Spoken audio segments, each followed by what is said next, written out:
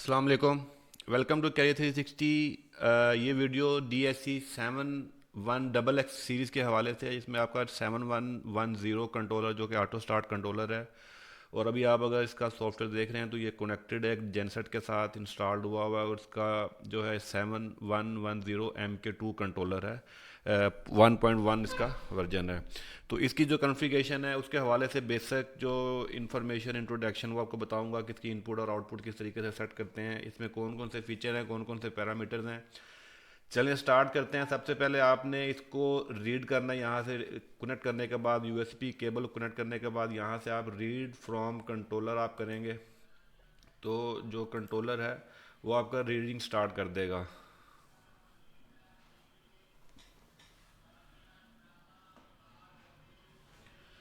तो अभी ये रीड कर चुका है फाइल। तो अभी हम देखें इसकी जो पैरामीटर्स हैं मॉड्यूल्स की ऑप्शन की। सबसे पहले यहाँ से शुरू करें। लेफ्ट साइड पे आपको जो मेनू नज़र आ रहा है जहाँ पर आपको 7110 MK2 जो है वो लिखा हुआ है। यहाँ से आपके कंट्रोलर के पास मॉड्यूल की ऑप्शन है जिस पे आपको ये ऑप्शन मिलती हैं। ये इसकी LED लाइट्स हैं जो बेसिकली उसकी स्क्रीन के ऊपर लगी होती है। तो यहाँ पर आप कुछ भी कन्फिगर करके यहाँ पर स्टिकर्स लगा सकते हैं। तो जब वो स्पेसिफिक LED लाइट ऑन होगी तो you can find the actual जो इवेंट अकर हुआ है। ठीक है, अगर जैसे कॉमन अलार्म की हमने ये सेट की है LED 2 के ऊपर, जो लाइट 2 है उसके ऊपर, तो जब ये LED इंडिकेट करेगी that's mean the common warning है आपकी। तो ये आप अपनी मर्ज़ी से जो है इसको आप सेट कर सकते हैं। फॉर एग्जांपल जो है इसको note use digital input one, इसमें जो है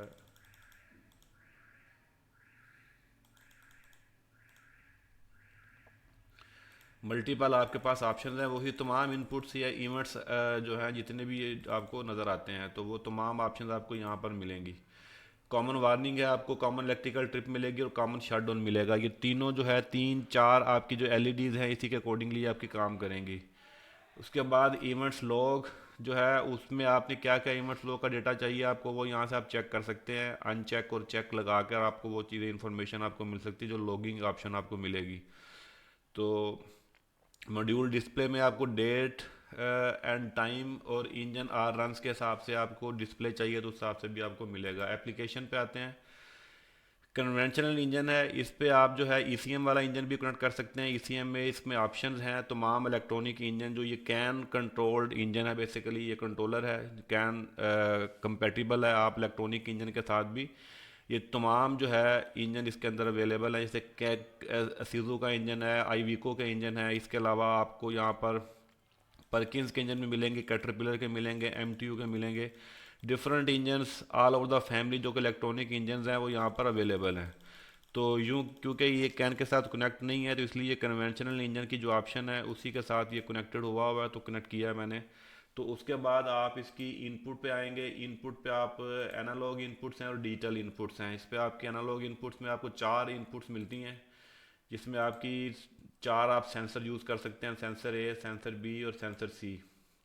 ये इंजन वाले सेक्शन पे आपको नज़र आएंगी। इंजन वाले सेक्शन पे आपको मैं दिखाता हूँ ये इनपुट जो कॉन्फ़िगरेशन है उसकी आप सेटिंग्स कर सकते हैं। ये आपको फ्लेक्सिबल सेंसर है जिस पे आप प्रेशर सेंसर भी देख सकते हैं और जो है आप इसको टेम्परेचर सेंसर भी दे सकते हैं और परसेंटेज सेंसर भी दे सकते हैं। यानी ये आप ऑयल प्रेशर सेंसर के लिए भी यूज़ कर सकते हैं, जैकेट वाटर टेम्परेचर के लिए भी यूज़ कर सकते हैं, और जो फ्यूल की परसेंटेज लेवल है उसके हवाले से भी आप इसको इस्तेमाल कर सकते हैं।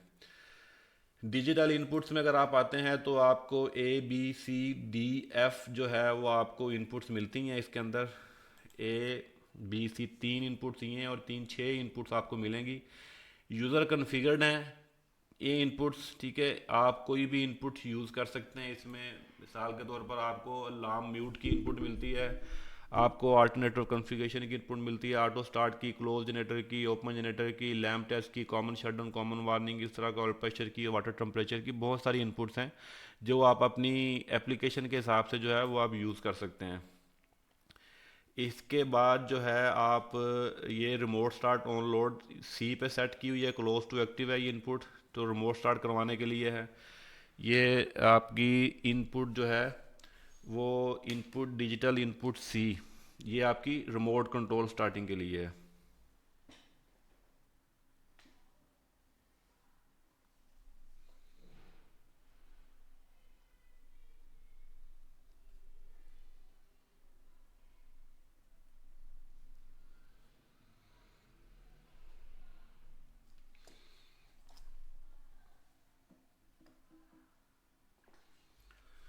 इसके बाद अगर आप देखें तो डी और आपकी तमाम जो हैं वो आपकी इनपुट जो हैं वो यूज़र कन्फिगर्ड है, यानी उसकी ज़रूरत नहीं है फ़िलहाल।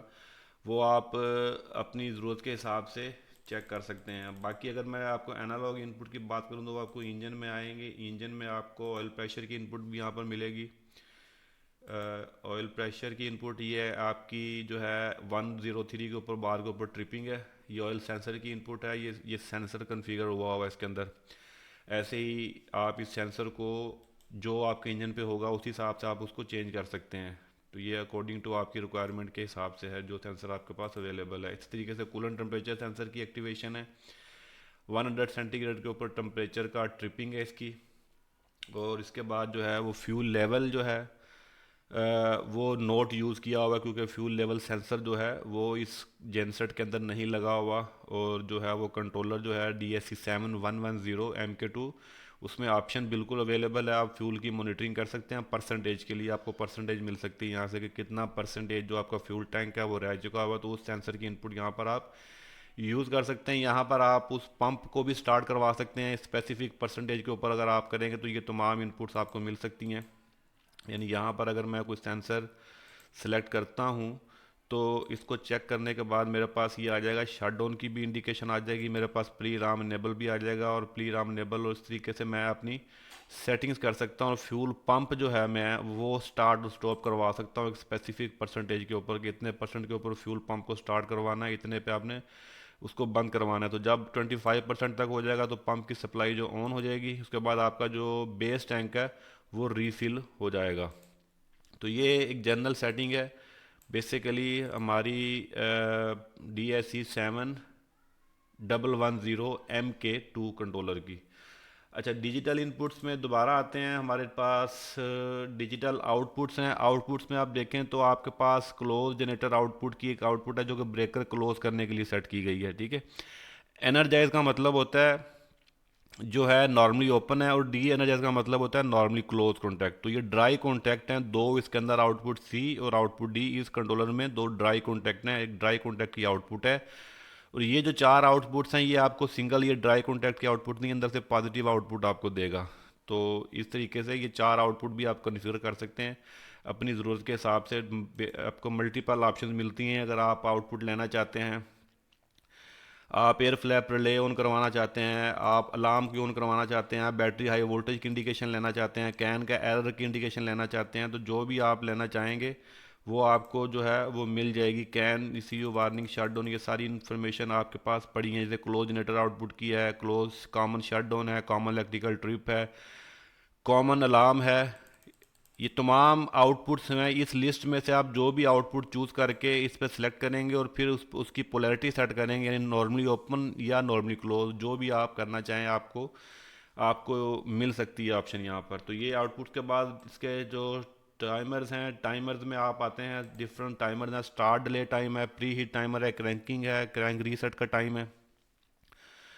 उसके बाद सेफ्टी ऑन डिले है, वार्निंग है और स्मोक लिमिटिंग अलार्म है। ये टाइमर मिलेंगे। फिर आपको लोड स्टॉपिंग की टाइमिंग है, इस ब्रेकर क्लोज ओपन करने का टाइमिंग है, कूल डाउन टाइमिंग आपको मिलेगा। फिर आपको ETS energise to stop solenoid का होल्ड करने का टाइम है वो आपको मिलेगा। फेल टू स्टॉप डिले है, जनरेटर ट्रांजिट डिले है। ये मल्टीपल आपको डिलेज मिलते हैं, आप अपनी मर्जी से इसकी कॉन्फ़िगरेशन कर सकते हैं। जनरेटर में आएंगे आप, जनरेटर में आप देखेंगे कि इस पे जो है आपको मिलेंगी इलेक्ट्रिकल की जितनी भी प्रोटेक्शंस हैं वो मिलेंगी। जनरेटर आपका 4 पोल है, तो थ्री फेज 4 वायर सिस्टम है। 3 फेज और न्यूट्रल जो कि नॉर्मल तौर पर अल्टरनेटर के साथ होता है। 4 पोल फिटेड अल्टरनेटर है ये आपका। वोल्टेज की सेटिंग रिले करेंगे आप, नॉर्मली 10 से 12% आप अपनी सेटिंग अप डाउन की सेटिंग कर सकते हैं शट डाउन के लिए, अंडर या ओवर वोल्टेज के लिए। तो आपको इसमें अंडर वोल्टेज रिले भी मिलती है और ओवर वोल्टेज रिले भी मिलती है। लोडिंग वोल्टेज की ऑप्शन आप 481 सेट करेंगे तो जिससे आपका ब्रेकर क्लोजिंग की पोजीशन पर आ जाएगा। अगर 400 सेट करेंगे तो 400 से पहले जो है वो ब्रेकर क्लोज नहीं हो सकेगा इसका, that is called loading voltage. ऐसे ही आपको अंडर फ्रिक्वेंसी और ओवर फ्रिक्वेंसी की रिलेज मिलेंगी जो कि आपको प्रोटेक्शन के लिए हैं। आप यहाँ पर सेटिंग करके इसको शट डाउन करवा सकते हैं अपनी उस मर्ज़ी के हिसाब से। अंडर फ्रिक्वेंसी की जो लिमिट है उसके ऊपर करवा सकते हैं। ये 60 हर्ट्ज़ का जेनसेट है, 1800 आरपीएम का जनरेटर है, इसकी इसकी जो नॉमिनल फ्रिक्वेंसी है वो 60 हर्ट्ज सेट हुई हुई है। उसके बाद करंट की बात करते हैं, तो इसके साथ जो सिटी लगी हुई है वो 300 जो है उसकी सिटी लगी हुई है, 300/5 की सिटी इसके साथ कनेक्टेड है। 300/5 एम्पेयर की जो सिटी कनेक्टेड है, 150 केवीए का ये जेनसेट है। तो ये सिटी की सेटिंग आप अपनी मर्ज़ी से अपने जेनसेट की रेटिंग के हिसाब से या एक्चुअल जो सिटी फिटिंग है उसके हिसाब से आप इसकी सेटिंग कर सकते हैं। ओवर करंट अलार्म की प्रोटेक्शन रिलेज के अंदर है, उसकी आप सेटिंग कर सकते हैं। आप जो जनरेटर की रेटिंग 132 किलोवाट है वो यहाँ पर मेंशन है, यानी 150 केवीए का जेनसेट है। तो यहाँ पर आप जो रेटिंग है वो मेंशन कर सकते हैं। इसके बाद जो है आपकी ओवरलोड प्रोटेक्शन है, वो ये ओवरलोड प्रोटेक्शन की रिले है, इस पर आपने शट डाउन की सेटिंग की हुई है, क्योंकि शट डाउन करवा देगा जैसे ही 105% के ऊपर ये जाएगा तो ये शट डाउन की तरफ चला जाएगा। किलोवाट की प्रोटेक्शन है, ओवरलोडिंग प्रोटेक्शन। इंजन की प्रोटेक्शन, इंजन में हमारा ऑयल प्रेशर है, जैसे मैंने अभी पहले बताया था आपको, ये वाली 3 जो है प्रोटेक्शन ऑलरेडी इसके ऊपर सेट हुई हुई हैं।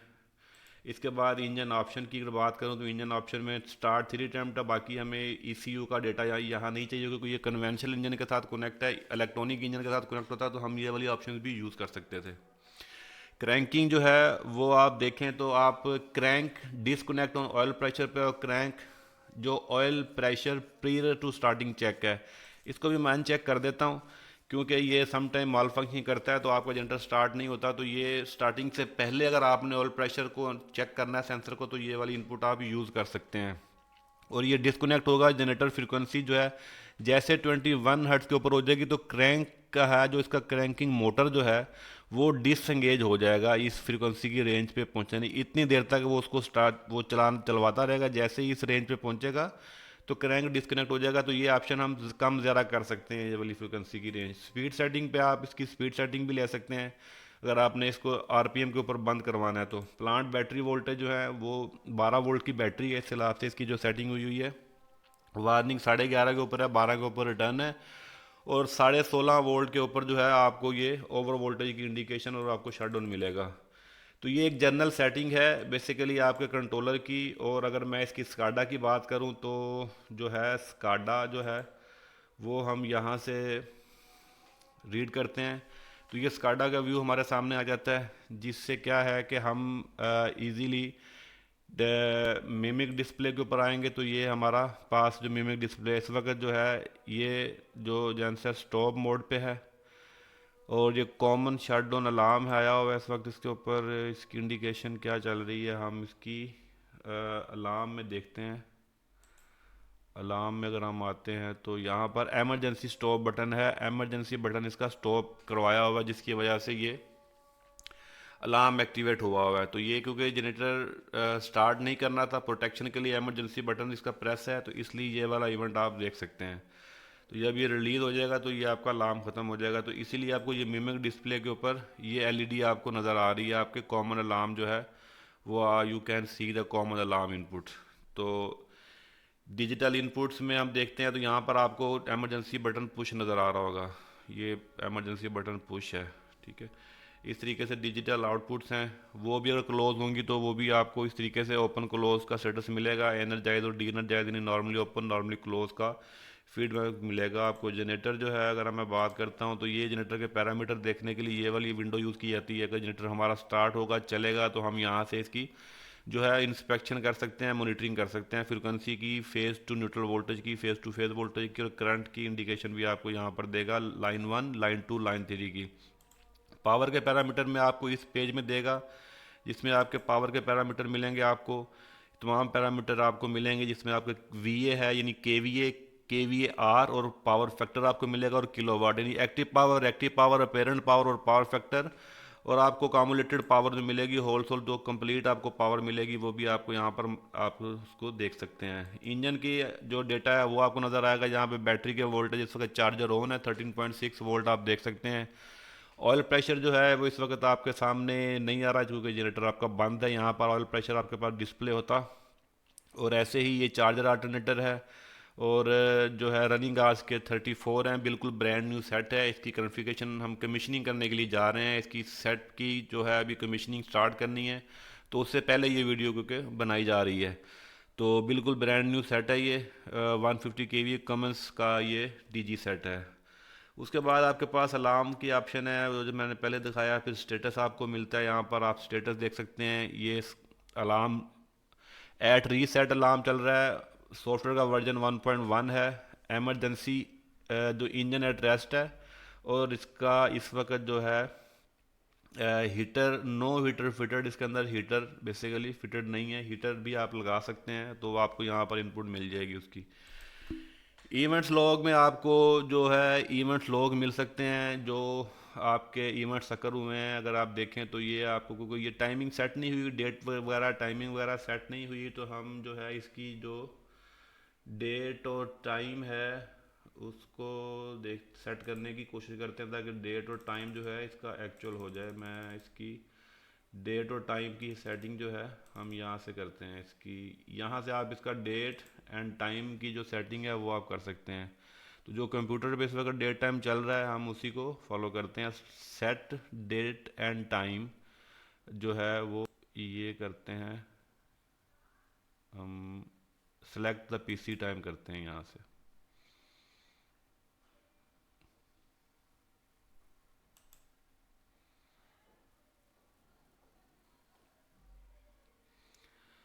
तो ये आपके पास मॉड्यूल का आ गया हुआ। ये मॉड्यूल जो डेट है, ये इस वक्त आप देख रहे हैं कि करंट आज की डेट आ गई है 19 नवंबर 2023 डेट आपकी सेट हो चुकी है। यहाँ से आपका जो टाइम है वो आपका जो है वो सेट हो चुका हुआ है अकॉर्डिंग टू योर पीसी के। इसके बाद जी अगर आपको एक और चीज़ बताऊं, अगर आपने इसकी जो घंटे हैं इंजन के, वो अगर आपने चेंज करने हैं, कम या ज़्यादा करने हैं, ज़ीरो करने हैं, बढ़ाने हैं, तो वो यहाँ से आप बढ़ा सकते हैं, बढ़ा और घटा सकते हैं। ये आपके ऊपर डिपेंड करता है। आप इसके जो रनिंग आवर्स हैं वो आप इसके जो है वो रीसेट करना चाहें तो आप कर सकते हैं। नंबर ऑफ़ स्टार्ट अटैम्प्ट जो है वो भी आप रीसेट करना चाहें तो कर सकते हैं। बहुत सारे कंट्रोलर्स ऐसे होते हैं जिसमें आप चेंज नहीं कर सकते, लेकिन डीप सी आपको ये ऑप्शन देता है। कुछ कंट्रोलर्स के अंदर ऑप्शन नहीं होती और बहुत सारों में ऑप्शन होती है कि आप उसको चेंज कर सकते हैं। तो आप इसको यहाँ से जो भी घंटे डालना चाहेंगे वो घंटे आप यहाँ लिखें, और ये सेट वाला बटन दबा देंगे तो वो वही घंटे मॉड्यूल के डिस्प्ले पे आ जाएंगे। उसके बाद मॉड्यूल पिन है, पिन प्रोटेक्टेड भी है। आप इसकी पिन प्रोटेक्शन लगा सकते हैं, जिससे क्या होगा कि कंट्रोलर आपका कोई थर्ड पार्टी यूज़ नहीं कर सकेगा। आप पिन सेट पिन करके इस कंट्रोलर को प्रोटेक्टेड आप कर सकते हैं। तो ये था स्काडा का ओवरव्यू और कंप्लीट जो है DSC 7 110 MK2 की कंप्लीट कॉन्फ़िगरेशन। ठीक है, और इस तरीके से आप इसके सॉफ्टवेयर की कॉन्फ़िगरेशन करेंगे। तमाम कॉन्फ़िगरेशन करने के बाद आप यहाँ से जो है राइट टू मॉड्यूल का बटन की आप प्रेस कर देंगे, तो ये कंट्रोलर में जो डेटा है आपका वो राइट होना शुरू हो जाएगा। तो उसके बाद वो आपका डेटा जो है वो कंट्रोलर में राइट हो जाएगा। ऐसे ही अगर देखा जाए तो DC, तो ये राइट टू मॉड्यूल है। मैं आपको दिखा देता हूँ किस तरीके से करेंगे। आपका राइट दिस कॉन्फ़िगरेशन आपसे एक दफ़ा इन्फॉर्मेशन लेगा, उसके बाद आप इसको राइट कर देंगे।